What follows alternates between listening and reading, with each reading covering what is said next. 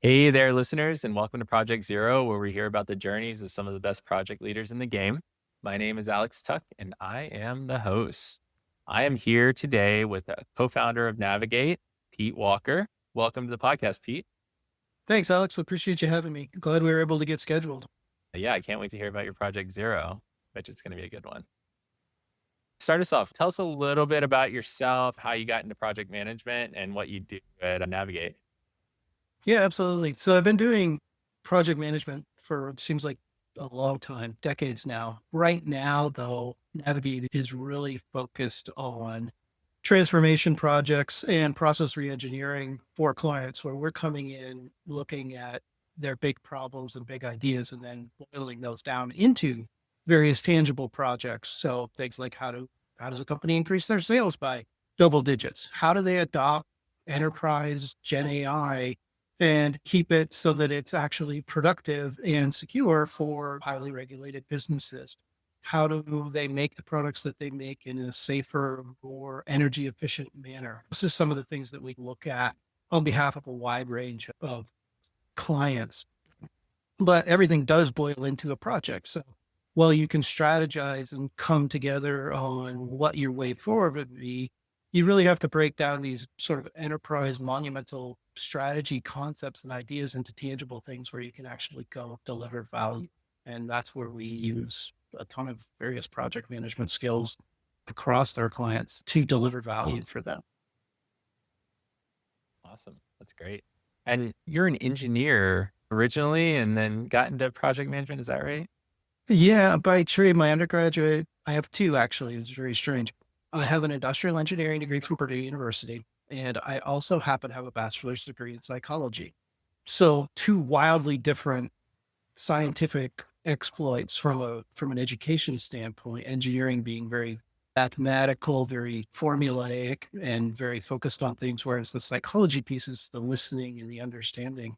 And you'd be amazed how often you put the two things together from a project standpoint.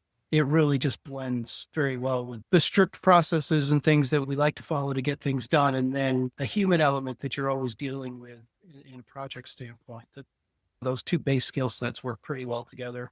And most folks have added an MBA on top of that throughout the years as well.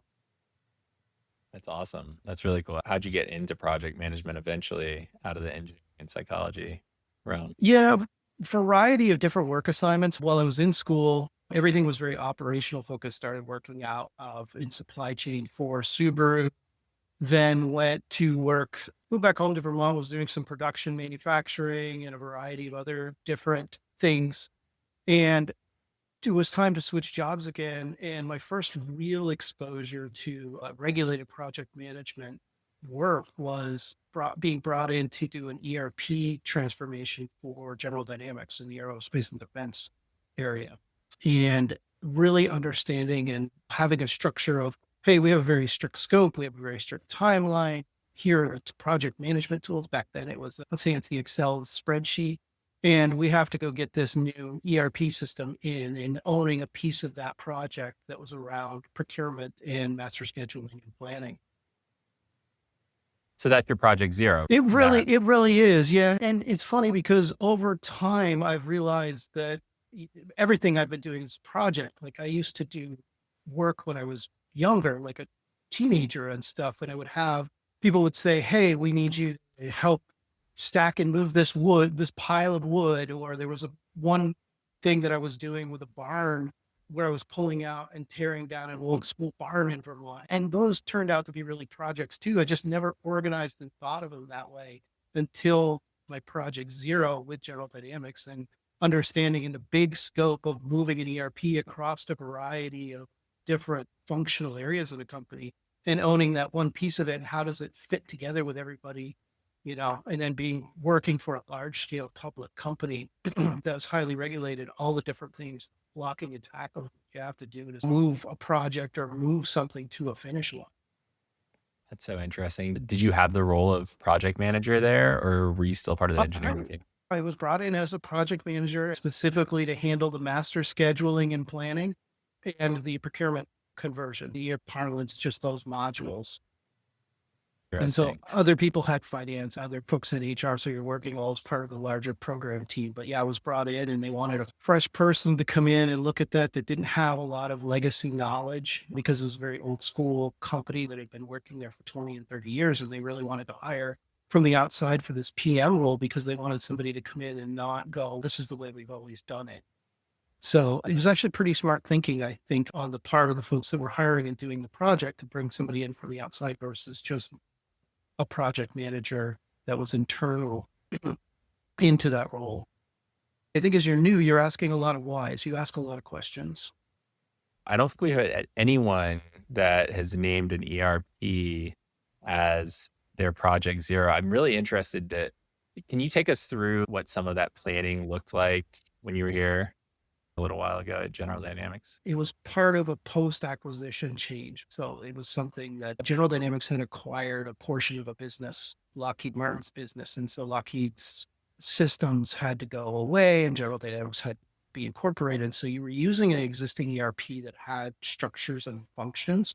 So it was really nice to be able to tap into mentors and experts from an ERP standpoint that were with legacy General Dynamics. But the interesting thing was the business models were so drastically different. The types of things that they were producing were completely different. You had to recreate structures and how business was done on the fly with the reality of what was actually happening on the shop floor from a scheduling standpoint or the way procurement for different parts and things were taking place. So while they were brought in a lot of templates and a lot of knowledge about the application and thing in itself, there was still an interestingly large amount of design that had to take place from the reality of the way the parts and the equipment actually got built and applying the structures in the ERP so that it would fit the manufacturing process. Did you have a PMP back then? I did not. No, PMP was not something I picked up until almost 8 or 9 years after that Project Zero. And the PMP was more of a suggested. It was like, hey, you've now done 4 enterprise ERPs. Cause like after this one, I worked for General Dynamics for a few more years and then went over and ended up working for IBM Semiconductor. And I ended up doing 3 enterprise level ERP changes for them. It was moving to SAP and then subsequently bumping through 3 different SAP versions while I was working with them. And then it got to be suggested later in my IBM career, hey, you might want to put this PMP thing on your resume to help open doors. So Interesting. I think I was a pretty well-versed technical project manager by the time I had gone to PMP. So it was interesting the things that they were prescribing as part of that curriculum and the balancing that with the reality of having done so many other reality projects on such a large scale for really big organizations. Yeah. It's so chicken and egg there. PMP is awesome. The stuff you learn from Yeah. the inbox, like it's really can be really helpful if you take the nuggets out. And it really depends on who you are. And like we were just talking about this earlier before we got on this. Probably 75% of it we don't even need with most of the projects that we're doing because they're more straightforward. But if you're working on some of these larger scale ERP implementations, or if you're building a rocket or doing something like pretty technical, that PMP is really helpful. There's a lot of tools you can pull from that. I think that's what it is. It's a tool. I don't know that it's described well enough for people that are considering it. It is a tool chest full of different tools. And you will have brought tools with you to add to that tool chest. And you will acquire ones after you do it. But it's like a big tool, project management tool starter kit. Yeah, Not sure. everything applies, but there's a variety of different things that can be used in there. Yeah. This podcast is really geared towards folks that are either like trying to move into project management or maybe they're early mid career and maybe they haven't done a big project like the ones that we're talking about now. How did you even figure out how to PM this stuff, like the different mechanisms that you could use? Did you have a mentor on your project zero that helped you build some stuff out? I didn't really have a mentor per se, like I said, because it was part of an acquisition. There were a lot of templates and, hey, this is what our schedules look like. And here are some of the moving parts for that. And here's how we do status reporting. And here's our scope documents. So some of that stuff was provided, but I would say, like, how did you learn? It was a lot of trial and error. So what worked best for what you were doing? And I'm a firm believer, and I think by Project Zero is the thing that reinforced this is to really fail fast forward. Is get the information out, try stuff and see what sticks. And then take the ego out of it and be prepared to pivot very quickly if it doesn't work. And what do you go to next? And then get that feedback loop going.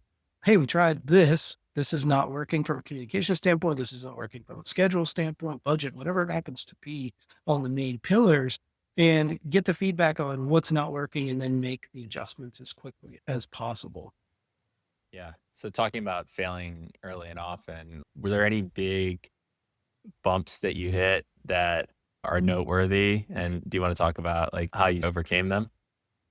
Yeah, I think the first one was just putting together the original schedule. I had overestimated how much time or how quickly people were going to be able to dedicate time to doing this implementation. So people that had everyday jobs were not part of this, although they had to use the ERP. So I had built a schedule that was extremely utopic that said, hey, these key players, these SMEs are carved out and they're going to be fully focused on doing this. And it became very apparent after presenting that schedule and being looked at by the senior leadership, the senior steerco, that was not not going to take place. There was a lot of outright laughter and chuckles going, yeah, that would be great if we let you go hire a full team and everybody do all this stuff and this is all they were doing. The honest answer is no. We have product to move out the door. These people have other responsibilities. And so it was a very interesting, very eye-opening thing going, wait a minute, there's other human factors involved. You can't just plot a schedule on what looks good. It's that engineering mindset of, hey, the math works.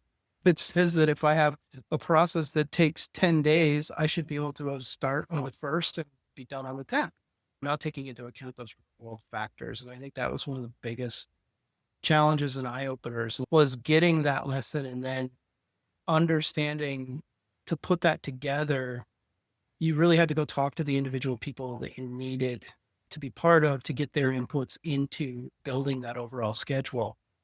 One of the fears, because it was so early in my career too, was this fear of the senior executive team when they're putting out mandates. Hey, we need to be on this budget. We need to be done by such and such a date.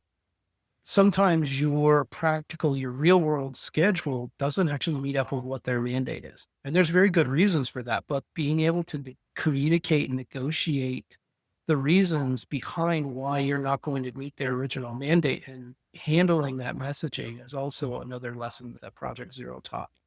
That they're not all these people that are edicting a schedule or edicting a budget don't always have all the information. They're looking at it from a much different lens than the practicality of what can actually be done versus what they would ultimately like to be.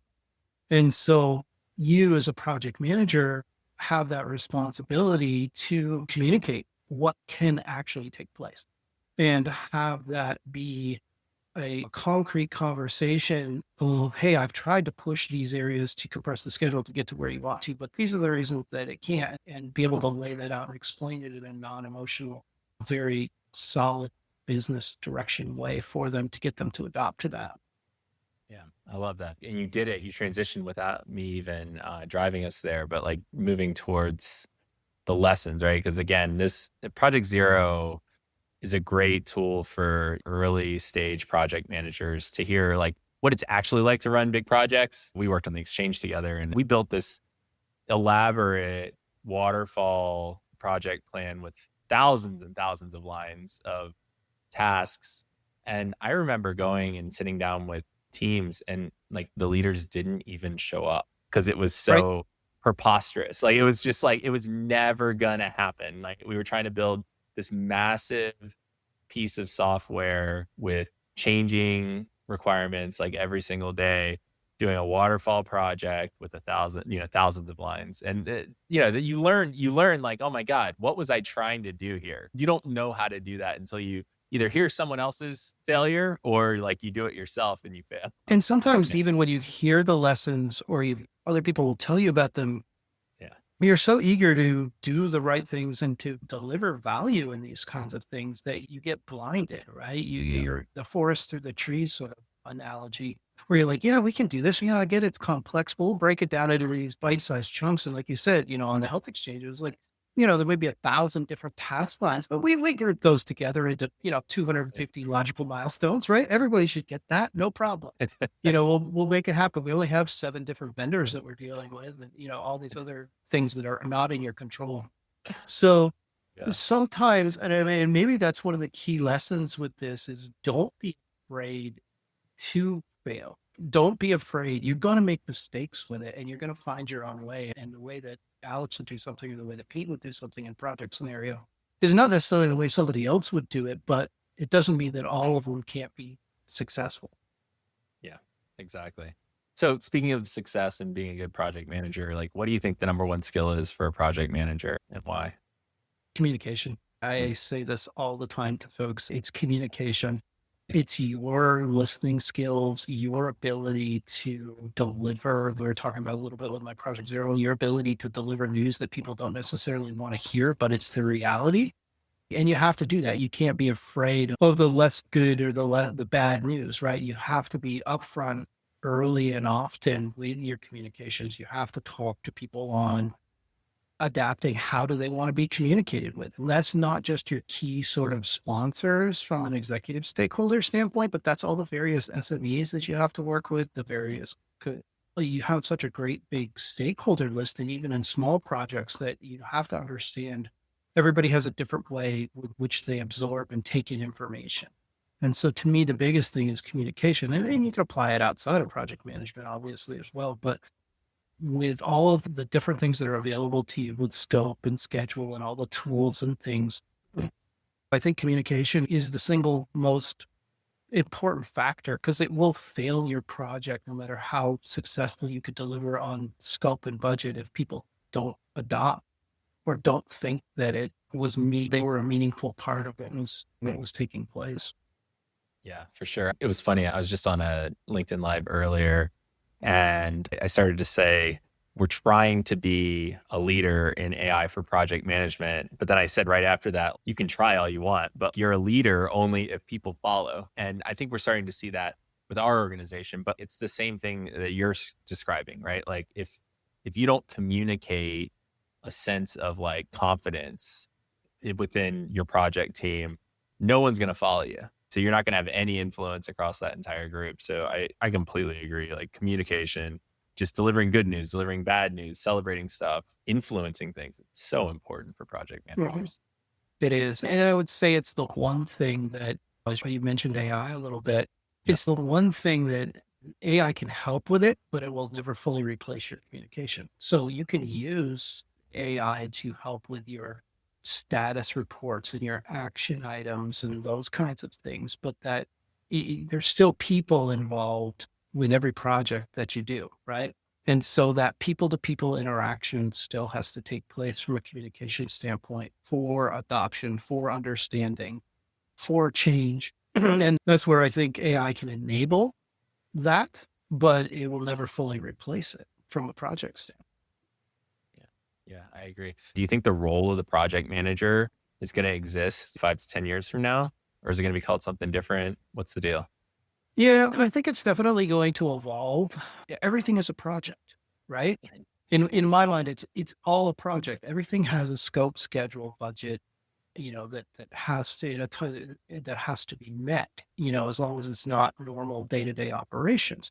And even if you look at financial closes that businesses do every quarter and their year-end book processing, those two are projects. They may do them repeatedly in its operational business, but it has all the elements of the project and somebody has to lead those initiatives. Somebody's always going to be defaulted to be that leader to bring all the various parties together to get something done. Whether it's called project management or not, that, you know, it has to be fed, it has to be cared for by someone. And it's interesting because if it does evolve out to project management going by the wayside, or companies going, hey, we don't need our PMOs or EPMOs in the organization anymore. We don't need project managers. We're just going to do this. I think you're going to find what you had maybe 20, 25 years ago in business, which is there was not really project managers around and they were relying on their senior seasoned operators to try and get improvements done, or transformations done within a business, and they would often fail, right? We go back to sort of my Project Zero and my ERP experiences. There's so many documented things where ERP implementations and transformations fail. Well, the biggest reason is they don't dedicate the right resources to make that happen. They just stack that onto the backs of their operational folks. They were very knowledgeable, but don't have the time and bandwidth to be able to handle that. So regardless if it's called project management or not, it's going to have to use the same principles that we continue to talk about to get transformation done in organizations. I think that you mentioned the main thing, the main blocker for project management to be outsourced to another group, aside from a true project manager. And that's the fact that like the project manager's only role is to make that project be successful. And not their only role, but it's the main goal of what that project manager is doing. And so if you outsource that to a functional leader or a senior leader or a high ranking individual contributor, that person has other things that they have to focus on. They have other goals and initiatives that they have to push forward in addition to potentially driving the success of a project. So I think for that reason, it's good. The other thing is we, as project leaders, our responsibility is to bubble up the information to other people so that other smart people can make the decisions. And if you don't have someone playing that facilitator role, I think you miss out on that too. Depending upon who gets selected, right? If it isn't into one of those individual contributors or a senior executive with a certain purview, you can lack adoption where it needs to be because not everybody feels like they have a voice. And with a project manager, there's some level of neutrality with what we do. Our goal is to get the project completed and delivered and across the line. But there's a level of neutrality where you can take all the voices and present a logical case for why a decision should be made in one direction or another. Whereas if you have other people within an organization that are expected to lead in that capacity, they're going to view that through the lens with which they're tasked in their day-to-day role. So if you have a finance leader leading something, they're going to come at it with a financial lens. If you have a technology person, they're going to come at it with a technology lens. There's just no way around it. It's just how that works. So I think we do add a level of anonymity and allow companies to have a broader voice by having a dedicated project manager. Whether that's what we're called or not in the future is who knows. Yeah. Honestly, that's why we hire consultants in other stuff. And that's why we are consultants in project management, because sometimes it's just more helpful for a client to say, hey, look, we're bringing in this outside firm so that we don't bias one direction or another. If you were to give one or two pieces of advice to someone that maybe they're just getting out of college or maybe they're transitioning into project management, what do you think they need to work on early in their career? I think having good detailed organization skills are things that I would focus on. So whatever they get tasked with, if somebody comes out of school and they're put into an accounting role, or they're put into an engineering role, or whatever it happens to be, start looking at the things that you are being asked to do on a day-to-day basis and think about it from a scheduling and scope standpoint. Get very clear. Start thinking about scope statements from the standpoint of, hey, I'm being asked to do this, but what are the parameters of it? What is inside and what is outside of the scope? The other thing is schedule. Even though it's maybe a day-to-day task or a week-to-week set of tasks, how does that break out into sub-taskings? And so those are the things that I would look at, even as somebody, whether they were considering project management or not. I think just early career advice is having understanding and being able to confirm scopes and schedules and breaking larger tasks into smaller pieces, bite-sized pieces that can be done, I think are two sort of skill sets that I would focus on.